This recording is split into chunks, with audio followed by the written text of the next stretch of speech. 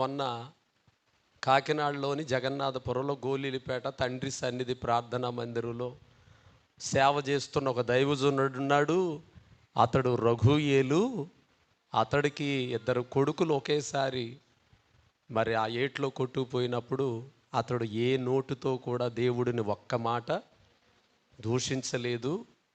యెహోవా ఇచ్చిన యెహోవా తీసుకున్నాడని దేవుడు గనపరిచాడు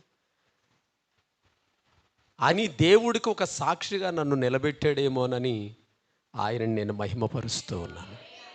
మనం మహిమపరచాలి ఆయన. దేవునికి స్తోత్రం. సర్వశక్తుడు ఎప్పుడు మనకి ఏం చేయడు? అన్యాయము. మరి మీ జీవితంలో జరిగింది ఏంటండి పాస్టర్ గారు అని ఒకవేళ ఎవరైనా అనొచ్చేమో. మీ కుటుంబంలో జరిగింది ఇది అన్యాయం కాకపోతే పసిమొగ్గలను పసిపిల్లలను అలా చిదిమేశాడు దేవుడు. మరి ఇది అన్యాయం కదా అని ఇతరులకు అనిపించవచ్చు, నన్ను అడగచ్చు, మిమ్మల్ని కూడా ప్రశ్నించవచ్చు. మన దగ్గర సమాధానం ఏంటప్పుడు? మన దగ్గర సమాధానం ఏంటి?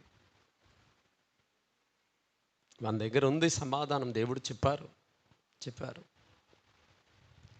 దేవుడు ఎప్పుడు సర్వశక్తి కలిగిన దేవుడు మనకు అన్యాయం చేయడం. మనకు నొప్పి కలిగిందని, బాధ కలిగిందని దేవుడు చెడ్డోడు అనగలమా? దేవుడు మంచోడు కాదనగలమా? ఆయన ఏ కార్యం చేసినా దాని వెనకాతల ఒక ప్రణాళికాబద్ధమైన ఆలోచన విధము లోకానికి తెలియపరుస్తాడు దేవుడు. అది మనం గుర్తెరగాలి.